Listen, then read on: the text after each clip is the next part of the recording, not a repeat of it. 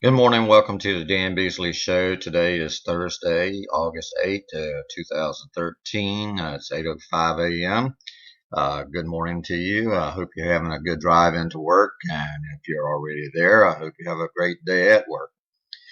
Today we're going to be covering some news items that are late breaking and some that have already been pushed through the major medias. However, we stay basically off the beaten path, so to speak, and these things eventually trickle through to the main media as their editors permit them to do so, because the news, as you know, in a lot of cases is managed. So, and you know who gives them their license to broadcast. So, no one has to guess as to what kind of news is going to be reported and when. Today we're going to be going through Middle East news, going to be going through insurance, Obamacare news. They're going to be going through possible EMP from the sun's poles flipping, also surprise IRS assaults on churches and government manipulations and mass surveillance justifications, and also hackers refusing to work for the NSA, along with Chicago being the next city like Detroit hitting the skids economically. This is Dan Beasley, your host. I'm coming to you from Hartsville, South Carolina. Uh, and let's get directly into the news today.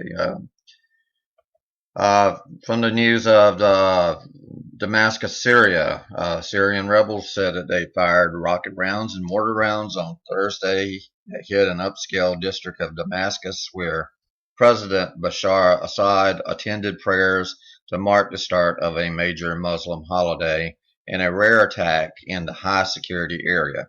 At least two Syrian rebel brigades claimed that they hit Assad's motorcade in the Malki district of the capital, but Syrian state TV broadcast images of the Syrian leader attending prayers, and the information minister denied reports that the president had been attacked. Um, News from insurance and Obamacare.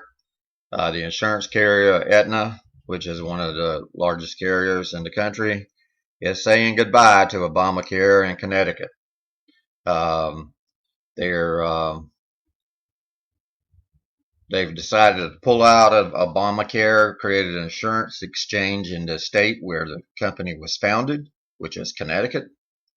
The insurer has withdrawn from California and Colorado markets as well. This will be about the third or fourth company that has left Connecticut since it started changing its gun control policies and also its insurance policies. The insurer has withdrawn from California and Colorado, but its decision to leave its home state is quite a corporate identity crisis. The Wall Street Journal likened it to LL Bean quitting Maine or Apple leaving California for the moon. However, Aetna's decision is more than a corporate identity crisis. It is a warning to the success of the exchanges. The company has pulled out because it could not settle a dispute with state regulators over the prices of the plans that it wanted to charge customers on Connecticut's insurance exchange, known as Access Health Connecticut. Any insurance that sells coverage through the online marketplaces must have its rates approved by the state, which in the case of Connecticut requires very low rates in return for permission to sell its products on the exchange, reported the Journal. The exchanges are preparing for open enrollment on October 1st. No word yet as to where they're going to be relocating.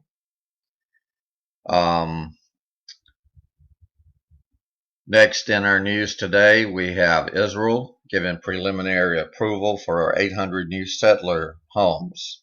As you know, East Jerusalem has been given a lot of attention lately, and the West Bank and West Bank settlements and all that. The Palestinians have disputed all of these settlements over the years since the 1967 war. Israel has been warned not to build settlements there, but yet they are continuing to do so, and Israel has not backed down from their stance Out of Jerusalem via Reuters and news agency, Israel has been given preliminary approval of the construction for more than 800 new homes in Jewish settlements on the occupied West Bank land where the Palestinians seek statehood on Israel, and Israel officials said on Thursday. The move could complicate U.S.-sponsored Israeli-Palestinian peace negotiations, which resumed last month, almost after a 3-year freeze over the settlement dispute, and whose second round is expected to take place next week. And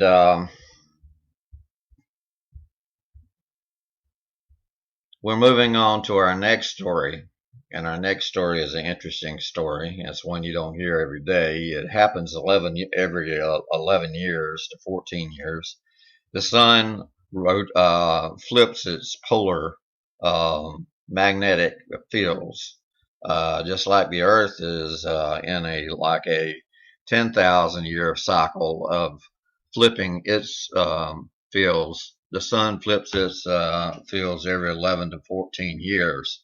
So if you've been alive for at least 11 to 14 years, you have been through at least one solar polar flip without incident. So here we go again, except this time scientists are worried because they're saying it could cause unprecedented catastrophe. And they said it could be caused by an EMP, which is an electromagnetic pulse, which has been in the news lately. Electromagnetic pulses can generate electrical short circuits in all electrical devices and could cause extensive damage to devices to the point to where they're unusable, and could cause a huge setback in our technology and our way of life. Washington, this news is coming out of Washington. It's not coming out of NASA, it's coming out of Washington. It said, is the flipping sun about to cause a catastrophe of unprecedented proportions? In other words, has it ever been seen before? The sun is about to flip its magnetic field, the peak of its 11-year solar cycle, or halfway point of what the scientists call the solar maximum. When a star is at its most violent in terms of solar flares, and the Earth is the most vulnerable due to the electromagnetic pulse, because our magnetic field, the natural magnetic field of the Earth, is at its weakest because the Earth itself is going through a polar change as well, a polar flip. And the magnetic field is at its weakest to protect us from any kind of interaction from the sun. They're saying that the surge of sun energy could in an instant return the developed world to an agrarian society, meaning that we would all be living on agriculture. We would all be back on the farm working. And it could also leave us without any electronics and leave millions of people dead. The midway point is expected in about 4 months, December-January time frame, putting the Earth in a position of the greatest vulnerability, even as the solar maximum diminishes well into 2014. So this is the crucial point for us here. Scientists for NASA have said that the sun will reach its most intense period this year and well into the next. Others have suggested that until 2020, Earth could still be exposed to solar flares that could hit the Earth directly and could knock out the United States national electrical grid and fry electronic components and automated control systems, not only in the U.S. but in other countries as well. And it looks that we're no more than 3 to 4 months away from a complete field reversal, according to Stanford's Wilcox Solar Observatory. This change will have ripple effects throughout the entire solar system. So we have people up in the International Space Station that are going to be affected. We've got radiation belts around us that's going to be affected. We've got the ozone layer that could possibly be affected. We've got the UV radiation coming down to us that could be affected, and also climatic or climate changes that could also be affected as well. We also we have a problem with other things in this life, and the things that are bothering us right now is economic recovery. Coming out of New York, the reports are that they're questioning Obama's economic recovery based on the economy created mostly by part-time job creation and on manipulated government statistics that report an artificially low unemployment number. According to John Williams, an economist known for asserting the government reports manipulated shadow statistics of economic data for political purposes, the real unemployment rate for July 2013, get this folks, is not the 7.4 that's been percent that's been reported by the Bureau of Labor Statistics. It's more like 23.3%. 23.3%. You heard right. Meanwhile, the House Ways and Means Committee reported Monday that 7 out of 8 new employees under Obama have been part-time. Williams, editor of Shadow Government Statistics website, wrote that the Bureau of Labor Statistics report indicate that July unemployment dropped from 7.6% to 7.4% in July, and that number is meaningless. The broad economic outlook has not changed despite the heavily distorted numbers that continue to be published by the Bureau of Labor Statistics. Williams wrote. The unemployment rates have not dropped from peak levels due to a surge of hiring. Instead, they have generally dropped because of discouraged workers being eliminated from the headline labor force accounting. So, in other words, after you stay on your unemployment for 99 months, you're dropped off of the list of a job seeker, and you can't reapply, and you're no longer counted as a statistic. So moving on to our next source of news, we have a surprise. Guess who the IRS is after now? They're after the churches, and it started with Eric Holder. According to Jack Miner, and this is coming from WorldNet Daily, one of the largest net-based news networks. The seeds of the IRS targeting of conservative groups were planted by Eric Holder in 2001 when, as Deputy Attorney General under President Bill Clinton, he convinced incoming Attorney General John Ashcroft to seize the building of a conservative megachurch, saying that the church's retired pastor. That's who's reporting it. Our church was taken over by the IRS in 2001 based on the recommendations of Deputy Attorney General Eric Holder to incoming Bush Attorney General John Ashcroft, said Greg Dixon, the former pastor of the Indianapolis Baptist Temple. Church was a sacrificial lamb that paved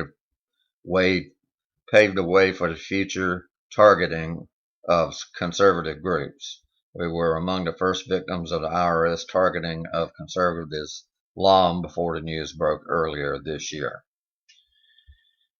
And on the other side of the coin, our president is still defending the right of the NSA to spy on domestic Americans. And he says last night he changed his vernacular a little bit, and he says it doesn't spy on Americans.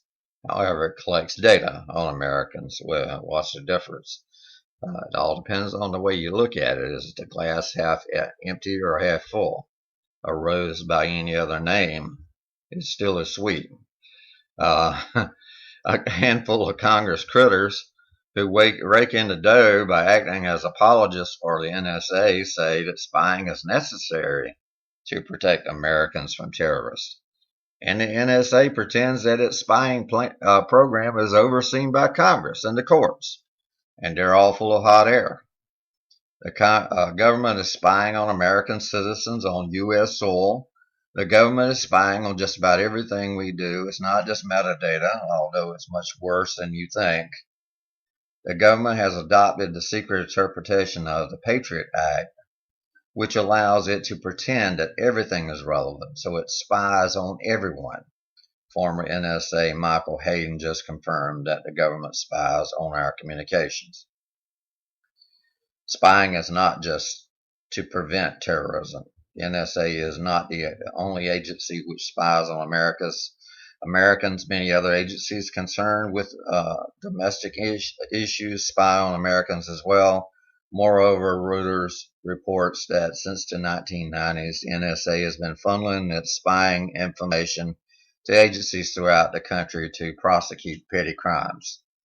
A secretive U.S. Drug Enforcement Administration unit is funneling information from intelligence intercepts and wiretaps informants in a massive database of telephone records to authorities across the nation to help them launch criminal investigations of Americans. And that is a story right now coming out of Washington as far as the world of espionage is concerned. We have another story from the U.S. government. This one is related.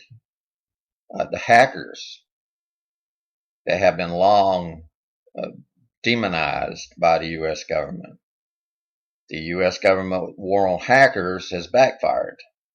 Now the top hackers won't work with the U.S. government. TechDirt has noted that the increasing demonization of hackers, not to be confused with crackers that break into systems for criminal purposes, for example, have been trying to add an extra layer of punishment on other crimes if they were done on a computer. High-profile victims of this approach include Bradley Manning, Aaron Swartz, Jeremy Hammond, Barrett Brown, and, of course, Edward Snowden. But as this Reuters story reports, that crass attempt to intimidate an entire community in case anyone there might use computers to embarrass the U.S. government or reveal its wrongdoings is now starting to backfire.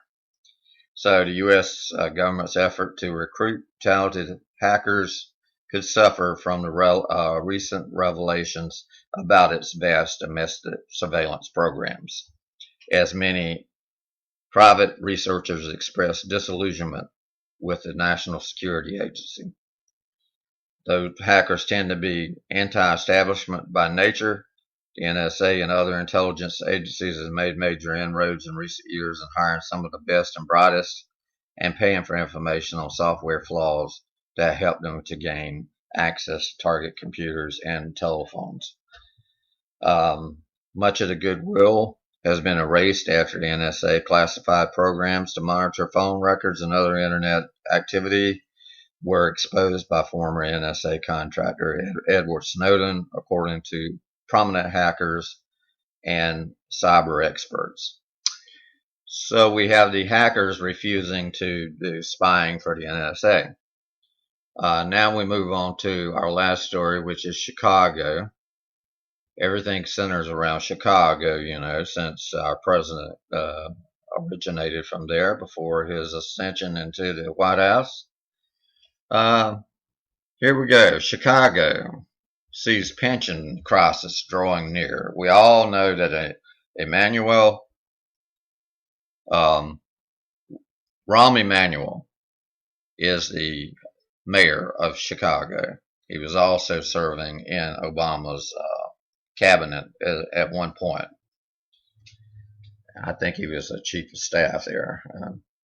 Promises were made by unions to people who knew that they would be long gone by people who knew that they would be long gone when the bills came due. Now the bills are coming due and there's no money or soon won't be. But that doesn't keep the unions from screaming foul. So what if Chicago was headed over the economic precipice due to lavish pensions which do not exist elsewhere in the private sector? You know, the sector, the one that pays the taxes for the lavish public sector pensions. So what? I deserve a lifetime pension and health care even though I'm likely to live to be 80 and I retired at 52. Tough. Taxpayers pay me. Well, good luck with that. And this comes from the New York Times. The pension fund for retired Chicago teachers stands at a risk of collapse. The city's four funds for other retired city workers are short by $19.5 billion. At least one of the funds is in peril of running out of money in less than 10 years, and starting in 2015, the city will be required by the state to make far larger contributions to the funds, which could leave it hundreds of millions of dollars in the red, as much as it would cost to pay 4,300 police officers to patrol the streets for a year. So that's the news for today, folks. What a world. What a world. We live in a world of decay and disarray, and we're having to deal with it every day. We are a fallen race of people in a fallen place. We all have our shortcomings, and we all have our talents. And every day, at the end of every day, it's a miracle that America is still together, and we're still all Americans, and we're still all on the same page, waiting for another day to break. However, in this world of indecision and in this world of that you don't know what's going to happen from one minute to the next, and on the macro level, you don't know what's going to happen to you individually. You don't know what policy changes are in the offering. You don't know what is being planned by groups out there like Al Qaeda, and you don't know what the government is going to do, and you don't know what the future of the economy is. And there's so much confusion and so much indecision and so much chaos that it's almost like living in a jungle in a way. I mean, you have to look at it like the way ancient man looked at things, like as the caveman was looking out of the cave, and he was looking and surveying across his area. He was looking for anything that might be a danger to himself or his family. And that's the way people are generally wired to this very day. And that's not to say the man has that, is the one endowed with that ability. Women do this also. Women are very protective over their families, and they're the nurturers, and they're the comforters, and they're the ones that really, really drive us men to a certain degree. But I'm not going to go into that side of the discussion today. I'm going to go into the side of the discussion as to what would happen if either one of you, or both of you, or you and your entire family were involved in some sort of an accident, or some sort of a thing that was beyond your control. A bridge was to collapse, or a building was to collapse, or something else, a terrorist act. Or if just one of you were attacked by, like, your heart gave way, or you came down with cancer, or you had a catastrophic health bill and you couldn't work any longer, and that decimated the amount of money being brought into the family. What would you do? What would you do? On the physical level, you would fight as hard as you could. But what if there was it was beyond hope and there was nothing you can do? And after that, if it was happening to you personally, where would you be? Where would that leave you? If you're a Darwinist, you believe, well, I just go, just lights out, it's just the way life is, it's the cycle of life, you know. But if you are a spiritual person, if you are of a Christian persuasion or Jewish persuasion or Muslim persuasion, you believe in an afterlife.